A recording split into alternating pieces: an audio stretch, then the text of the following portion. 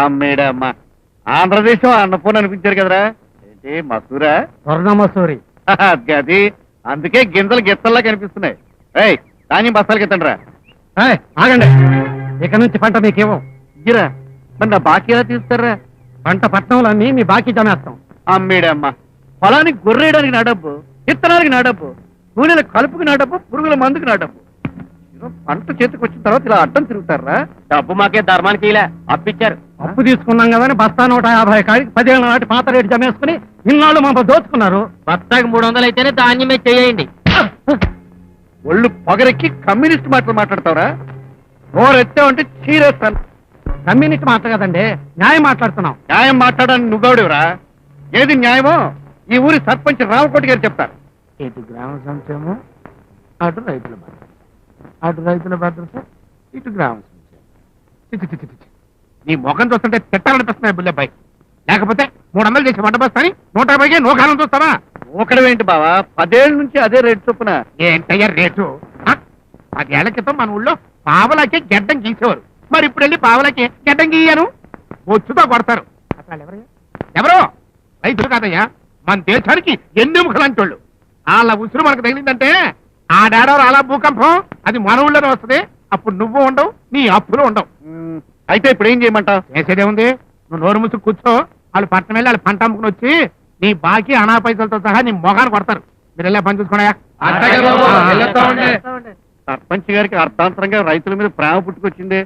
అట్ట పుట్టకపోతే వాళ్ళకి మన మీద ఉన్న భయం భక్తి గిట్టిపోతాయి. ఏదో ఒక రోజున నీ మీదకి ఎగేసుకొచ్చినట్టే నా మీద కూడా ఎగేసుకొస్తారు. అందుకే ఎప్పుడైతే వాళ్ళు ఎదురు మాట్లాడటం మొదలెట్టారో మనం వాళ్ళకి ఎదురెళ్ళకూడదయ్యా. వాళ్ళకి తెలవకుండా మళ్ళీ వాళ్ళు లేవకుండా ఎగిరి ఎన్నుపోసం మీద తన్నాలి. నాకేం అర్థం కాలేదే. నువ్వు తడిగొడ్డేసి కూర్చా, అంత ఈ అగ్గిదేవుడే చూసుకుంటాడు.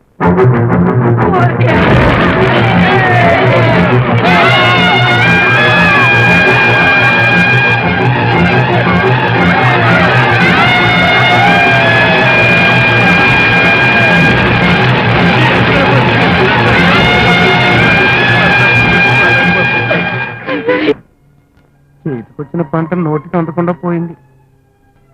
చేసిన అప్పులు అట్టగే ఉన్నాయి. ఉన్న పొలాలు కాస్త తాకట్టుకి వెళ్ళిపోతున్నాయి. అక్కి దేవుడా, మా రైతులు ఏం అన్యాయం చేశారయ్యా. వాళ్ళకింత గుండె కోతలు ఇచ్చావు. మరెందుకు బాబు బాధపడతారు? ఇదంతా మా కర్మ. ఏడాది పొడుగున రెక్కలు ముక్కలు చేసుకుని పండించిన పంటంతా మాడి మసి దరిద్రుడిపై దేవుడికి కూడా కనికరం ఉండదని నిరూపించింది. వెళ్ళొస్తాం బాబు. వస్తాం బాబు, వెళ్ళొస్తాం బాబు, వెళ్ళొస్తాం బాబు, వస్తాం బాబు.